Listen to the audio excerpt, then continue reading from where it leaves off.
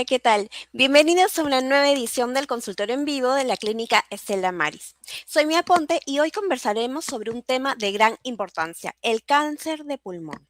Para ello nos acompaña la doctora Maísa Valenzuela. Ella es especialista en cirugía de tórax cardiovascular y oncología torácica de la clínica Estela Maris. Bienvenida, doctora. Gracias, Mía. Bueno, hoy hablaremos de un tema de suma importancia, que es el cáncer de pulmón. El cáncer de pulmón es una problemática de salud que debe ser incluida en el sistema de salud pública. ¿Por qué? Porque últimamente la incidencia se ha incrementado muchísimo y además es una de las causas de mayor mortalidad en el mundo, en América Latina y en Perú. Siguiente diapositiva. Entonces, como les decía, es una problemática en América Latina. Tenemos 60.000 muertes al año, que ocasiona un gasto social, económico, pero más que nada es un impacto humano. El cáncer de pulmón está asociado a muchos factores de riesgo y en América Latina se asocia no al tabaco, sino a otros factores de riesgo que detallaremos. Por ejemplo, hablamos del gas radón doméstico. ¿Qué quiere decir? Hay muchas viviendas que se encuentran localizadas en zonas que no son las adecuadas, que están en contacto con ríos contaminados o contactos con piedras que pueden emitir radón. Este radón es un factor de riesgo que cada vez está incrementando. Lamentablemente no tenemos aún entes que puedan dosificar la magnitud de este factor de riesgo. Sé que una universidad peruana está ya investigando sobre este factor de riesgo y ojalá que podamos identificarlo. Siguiente diapositiva. Entonces, ¿por qué mi posición de hablar sobre incidencia y mortalidad? Porque el cáncer de pulmón es la primera causa de cáncer en el Perú y en varones, y el cáncer de mama es en mujeres, ¿no? Tenemos una estadística de 11.4% del número de casos nuevos. Esto se ha detallado en lo que es Globocan del 2020. Y tenemos un número de muertes en el año 2020 en ambos sexos, y la primera causa es cáncer de pulmón, con una estadística de 18%. Siguiente diapositiva. Entonces, ¿qué es el cáncer de pulmón? El cáncer de pulmón es un crecimiento rápido de las células de manera anómala, lo que ocasiona la formación de tumores en el pulmón, ¿no? Los tumores pueden estar ubicados en el mismo parénquima pulmonar como también en la vía aérea. Y ahí hay un detalle muy importante. Dependiendo de la ubicación del tumor, esta paciente, esta persona puede generar o no síntomas, lo que lo hace aún el cáncer de pulmón más peligroso, porque podría estar ubicado de manera periférica en el pulmón y tenemos una persona totalmente asintomática, ¿no? Hay otros casos que el tumor se ubica en la zona de la vía aérea y eso ocasiona que el paciente tenga dificultad respiratoria. Ahí podemos tener un aviso, una alerta, una alarma para poder empezar el diagnóstico. Sin embargo, no siempre es así. Siguiente diapositiva. El cáncer de pulmón, como varios tumores, se inicia en este caso en pulmón, pero puede viajar a otros órganos. El cáncer de pulmón tiene afinidad por otros órganos como el cerebro, hígado, hueso y glándulas suprarrenales. Puede viajar de manera hematógena a estos órganos y ocasionar que las células neoplásicas también se reproduzcan aquí. Entonces, cuando nosotros ya tenemos la sospecha de un cáncer de pulmón, no solamente es evaluar la caja torácica, sino también evaluar esos órganos. ¿Por qué? Porque pues, tenemos que descartar que las células malignas no se hayan esparcido. Siguiente diapositiva. ¿Cuáles son los factores de riesgo? Yo creo que eso es muy importante para todos conocer los factores de riesgo. El principal siempre ha sido el tabaco, fumar, la exposición al humo del cigarrillo, ¿no? Esto, ¿por qué? Porque el cigarro tiene más de 70 insumos cancerígenos dentro del cigarrillo. Entonces, esto hace que los pacientes fumadores tengan un mayor riesgo, entre 15 a 25 veces mayor, de padecer cáncer de pulmón. Sin embargo, no solamente es afectado la persona que fuma, sino las personas que están a su alrededor pueden tener un factor de riesgo que se llama humo de segunda mano. Es decir, hay una persona que fuma en casa, todos los otros también, a pesar de que no fumen, solamente por estar expuestos, tienen un factor de riesgo asociados. El siguiente factor de riesgo es combustión de biomasa. ¿Qué significa esto? Nosotros sabemos que en Perú muchas familias usan la cocina a leña, lo que libera pues el humo, y a veces no está la cocina bien adecuada en zonas muy cerradas, lo que ocasiona que el humo se quede en casa y es un factor de riesgo también. El factor de gas radón, como hablé, que es un punto que se está disparando mucho por la construcción de viviendas, ríos contaminados, y se expone a poblaciones, a personas con este riesgo. La exposición al asbesto. El asbesto es una micropartícula, una microfibra que no se degrada ni con fuego, que puede estar en pinturas, en zonas de construcción, en minas. Entonces, es un factor de riesgo también que predispone a cáncer de pulmón.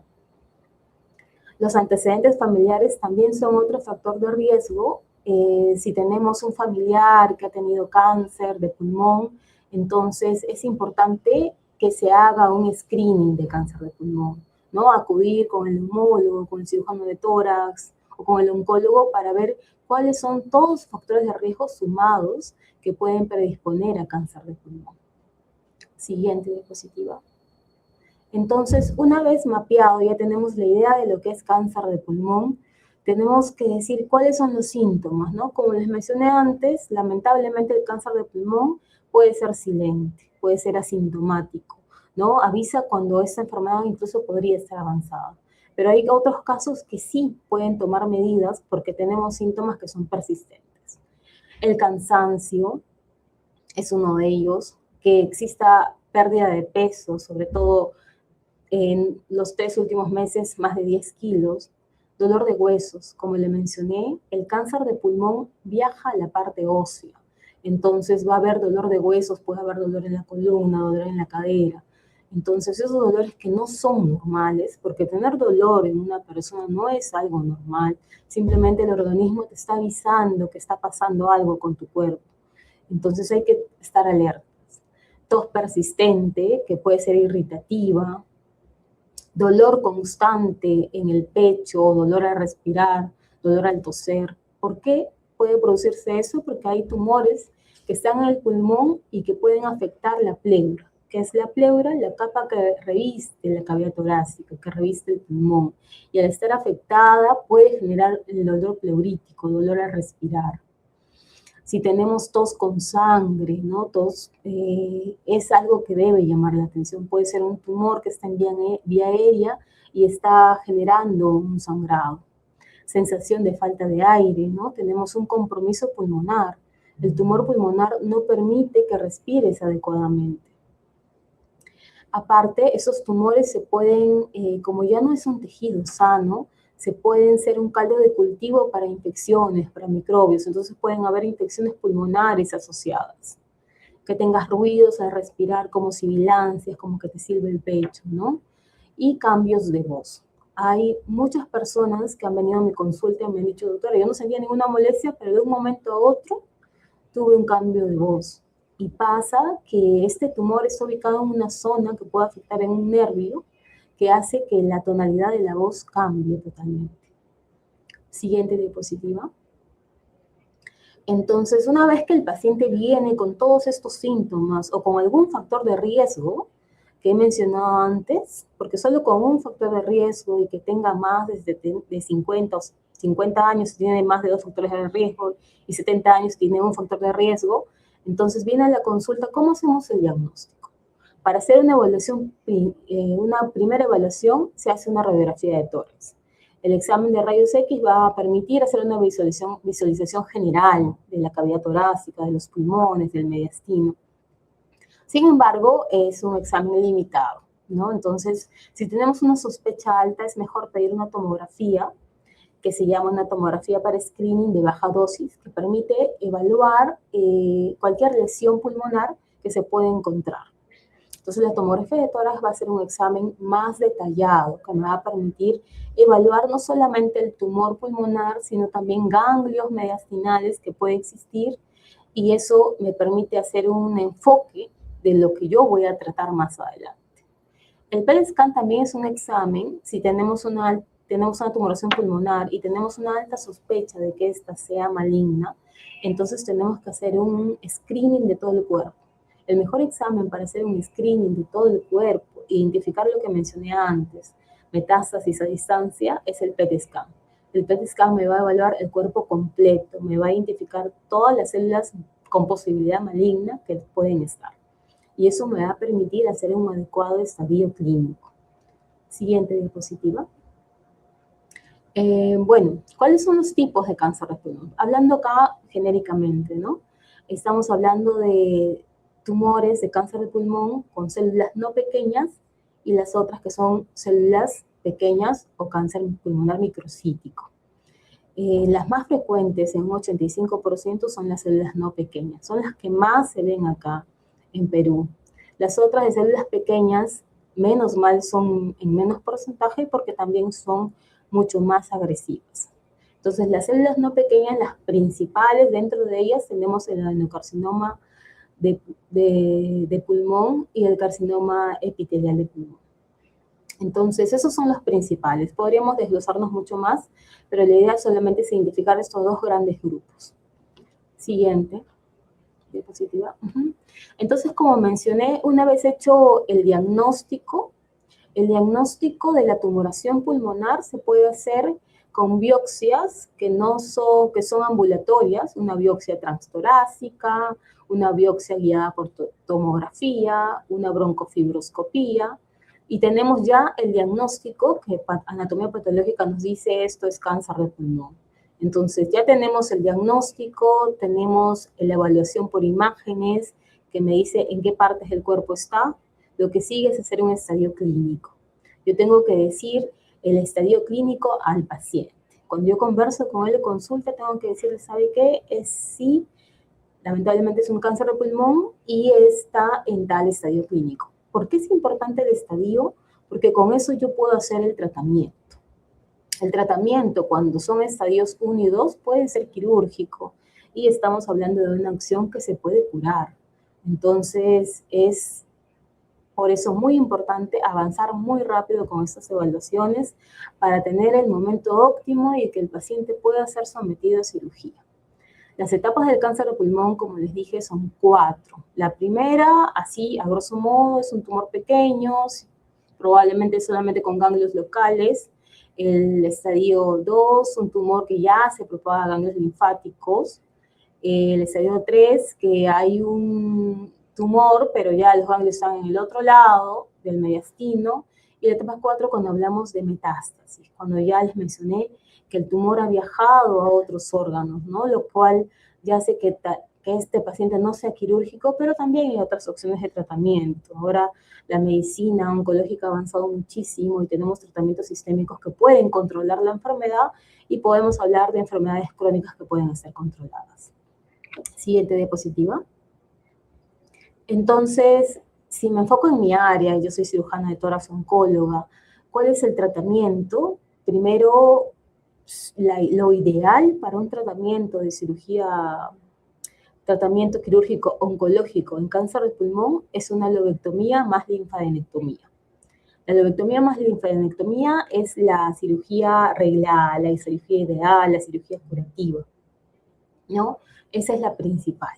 Pero también hay ocasiones en que hay pacientes que tienen limitación por función respiratoria, que pueden tener enfermedades como EPOC, EPID, antecedentes de secuelas pulmonares por COVID.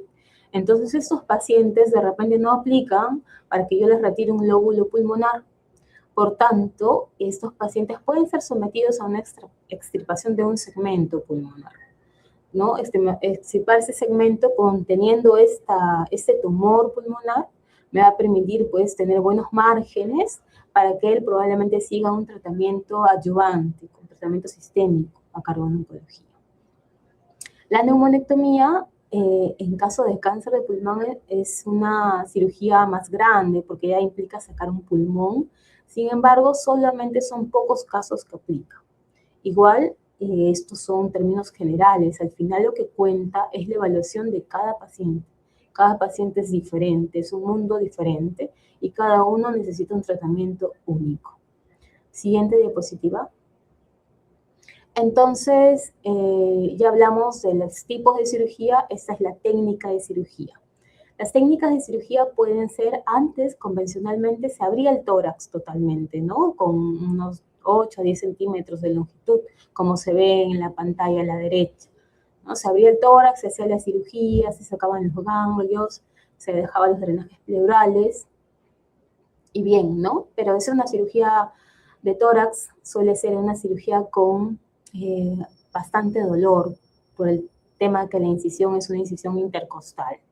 Y la incisión intercostal, pues paralelamente tenemos un paquete vasculonervioso que se oprime y eso ocasiona dolor en los pacientes.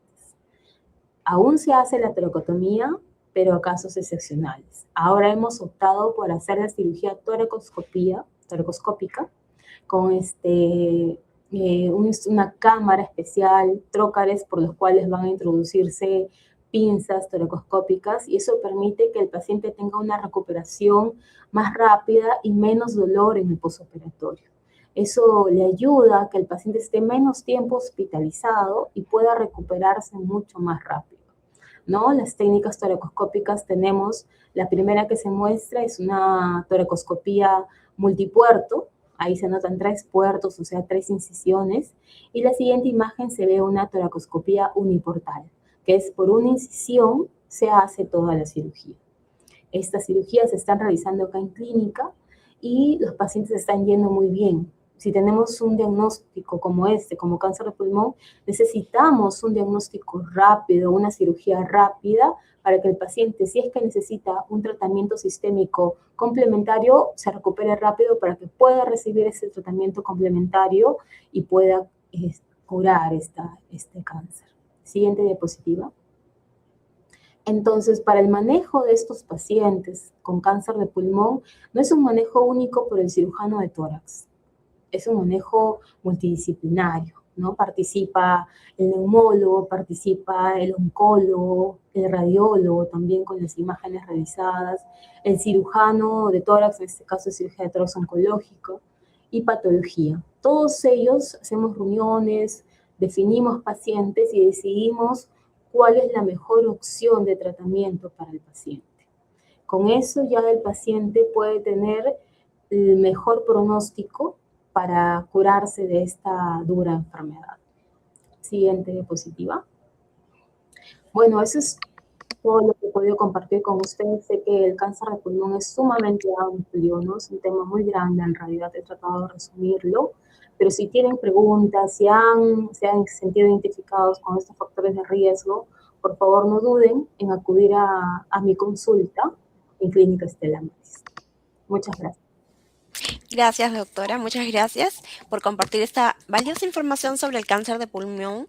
Y como lo comentó usted, ahora es el momento de responder las consultas que tengan las personas que están conectadas. Y si aún no han enviado sus preguntas, todavía están a tiempo, escríbanos y con gusto las leeremos y responderemos con la doctora Valenzuela en vivo. Vamos con la primera pregunta. Es de Alejandra Ruiz. Ella dice, gracias doctora, ¿el vapeo en adolescentes puede aumentar el riesgo de desarrollar cáncer de pulmón en un futuro? Gracias Alejandra por la pregunta. Mira, el vapeo en realidad ya se ha catalogado como un factor de riesgo, a pesar de que el vapeo pues tiene un inicio de hace un corto tiempo, ¿no? Fue un salto de moda y se ha podido estudiar en esta población que sí, efectivamente es un factor de riesgo para aumentar el cáncer de pulmón. Y más aún si estamos hablando ahora de un grupo de adolescentes que va a ser mucho mayor el tiempo que va a usar vapeo, eso lo predispone a tener más riesgo, más mutación de las células a nivel pulmonar que pueden cambiar a cáncer de pulmón. O sea, sí, correcto, es un factor de riesgo más. Ok, a prestar atención los padres, ¿no? Luego, Maciel Saga, ella pregunta, Buenas tardes, doctora. ¿Respirar con frecuencia el humo del cigarro de otras personas puede aumentar el desarrollo de cáncer de pulmón? Sí, así es, correcto. Eso se llama humo de segunda mano. Es compartir una habitación con un amigo, familiar, ¿no? Incluso a veces con una persona extraña en ciertos restaurantes. Cuando está fumando, el simple hecho de estar al lado o cerca y respirar ese humo se convierte en un factor de riesgo, ¿no? Cualquier humo de cigarrillo que entre a nuestros pulmones activa esas sustancias son cancerígenas, por tanto, predispone a la mutación rápida. Y si es una persona que tiene un antecedente de familiares con cáncer de pulmón también, eso hace que sea mayor la predisposición a que desarrolle cáncer de pulmón. Bien, vamos con la siguiente pregunta. Naida Soto. Ella dice, buenas tardes, ¿cuáles son los síntomas recurrentes del cáncer de pulmón y cuándo debemos acudir al médico? Bueno, los síntomas más frecuentes son la tos y la dificultad respiratoria. Si tenemos tos persistente, dificultad respiratoria, debemos acudir. Pero como mencioné antes, lamentablemente el cáncer de pulmón se puede mostrar asintomático.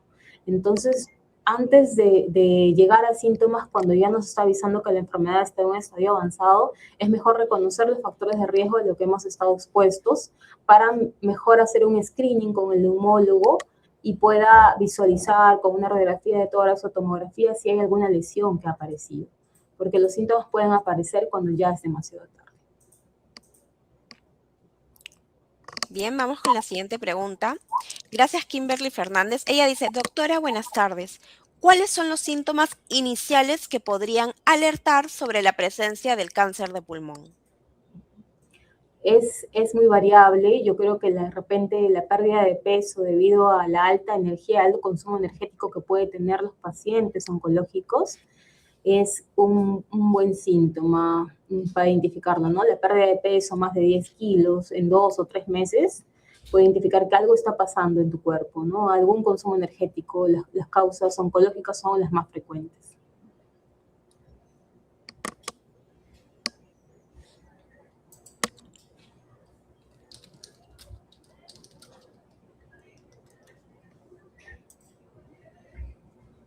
Bien, bien, doctora, estamos llegando al final de esta transmisión.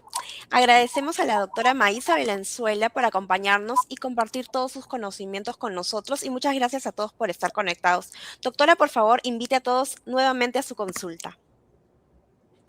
Muchas gracias, Mía. Bueno, me pueden encontrar, yo soy cirujana de tórax y cardiovascular, cirujana de tórax oncóloga, me pueden encontrar en consulta acá en Clínica Estela Maris los martes de 9 a mediodía.